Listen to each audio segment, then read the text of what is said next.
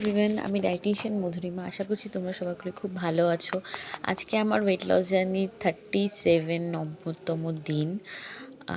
আমি সত্যি কথা বলতে এর মধ্যে আর চেক করিনি আমার ওয়েট কতটা কমেছে, বিকজ আমি জানি যে আমার ওয়েট কমার থেকেও এখন মেন যেটা টার্গেট, যে আমাকে আমার লাইফস্টাইলটা ব্যালেন্স করতে হবে।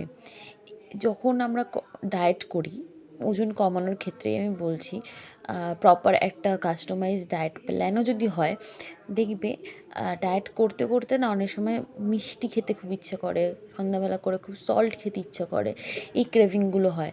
আর আমাদের তো স্ট্রেস ইটিংয়ের একটা হ্যাবিট থাকে, তো যখনই আমরা অতিরিক্ত স্ট্রেসে পড়ে যাই তখনই মনে হয় একটু মিষ্টি খেয়ে নিই, একটু নোনতা কিছু মুখে দিই, ভালো লাগে না তখন। তো সেগুলো থেকে বেরোনো, তারপর ওভার থিঙ্কিং স্টপ করা, এগুলো ওয়েট রিডাকশন জার্নির একটা পার্ট।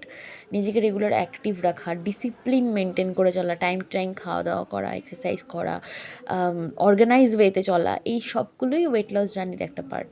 তো সেইগুলোকে ব্যালেন্স করতে মোটামুটি অনেকটা টাইমই লেগে যায়।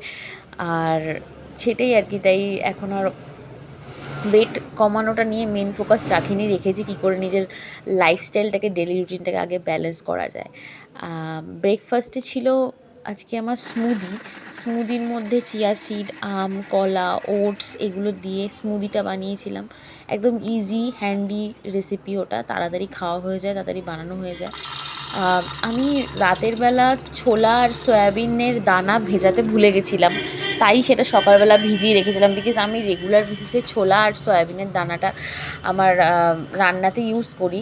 বিকজ ছোলা আর সয়াবিনের দানা, এটাতে হাই অ্যামাউন্ট অফ প্রোটিন থাকে।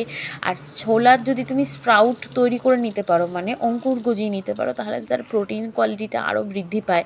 তো আমরা এমনিতেই আমাদের ইন্ডিয়ান ডায়েটে মানে প্রোটিনের মাত্রাটা খুব কম থাকে, তো সেটাকে যেভাবে যতটা সম্ভব আমরা বাড়াতে পারবো ততটাই ভালো। তো সেক্ষেত্রে এই ছোলা, সয়াবিনের দানা বা সয়াবিনের চাঙ্ক, এগুলো আমাদের খুব পরিমাণ হেল্প করবে, সস্তায় ভালো গুড কোয়ালিটি প্রোটিন। তো আর লাঞ্চে যা হয়, রাইস, ফিশ আর ভেজিটেবলস ছিল। ফ্রুটস আজকে মর্নিংয়ে কিছুটা খেয়েছিলাম আর ইভিনিংয়ে কিছুটা খেয়েছিলাম।